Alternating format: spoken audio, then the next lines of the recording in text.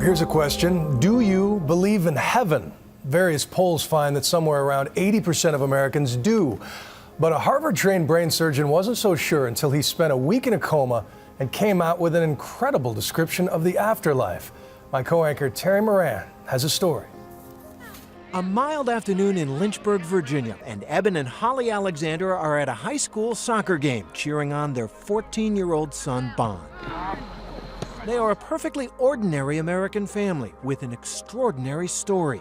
They have been touched by a medical miracle and maybe more. I mean, it was impossible after impossible after impossible. Eben Alexander, a Harvard-trained neurosurgeon who was a skeptic when it came to religion, survived a near-death experience, and he now carries the memory of what he says was a journey to heaven, a journey that all his scientific training cannot explain. On November 10th, 2008, Eben awoke with a searing headache. When his wife Holly checked in on him, he was having a tremendous seizure. And I said, say something. And he didn't say anything, so I called 911. Eben was rushed to the hospital where he worked as a neurosurgeon. The only word we could truly make out was help, and the rest of his verbalization was purely screaming. Eben Alexander had been stricken with an extremely rare and virulent E. coli meningitis infection that was ravaging his brain, plunging him into a coma. I mean, I was trying to die. In fact, doctors gave him almost no chance to live and told his family if he did survive, he'd be brain damaged for the rest of his life. His eyes were just off and cocked. It was just like no one was there. Eben believes Holly is right. He wasn't there. Did you go to heaven? Yes.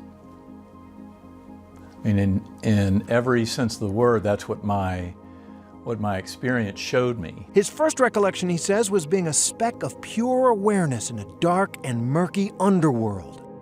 And then I was rescued by this beautiful spinning white light that had a melody, indescribably beautiful melody with it, that opened up into a bright valley. Just an incredible, rich, ultra-real world of indescribable complexity. God was there, he says, and he encountered him through an orb of brilliant light. He soared on the wing of a butterfly with a beautiful young woman as his companion, and the young woman gave him a message to take back from heaven.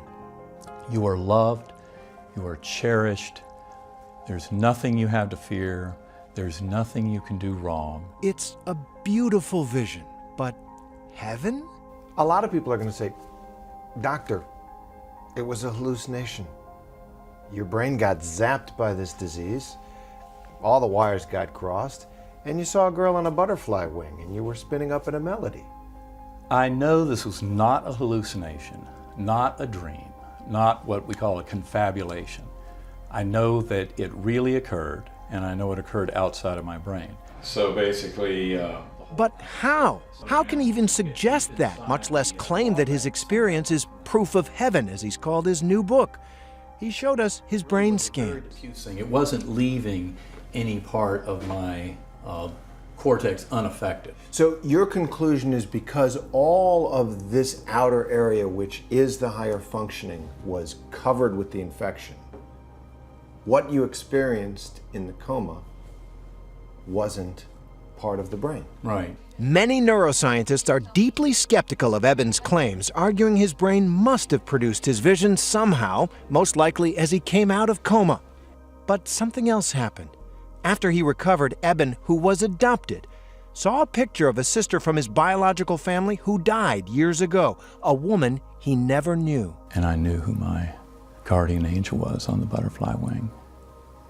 It was the most profound experience I've ever had in this life. Your sister, by birth, and from a family that you didn't know because you were adopted, who died several years ago, who you had never met, you saw while you were in coma. Yes. And that was the key. That explained everything. Smells good, that's for sure. Dinner time at the Alexander home. Come, Lord Jesus, our guest to be, blessed.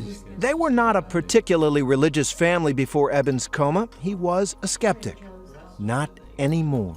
This proves that our soul, our consciousness, our spirit doesn't depend on the existence of the brain and body at all, and easily is actually freed up to a much higher state of knowing when it's freed from this body.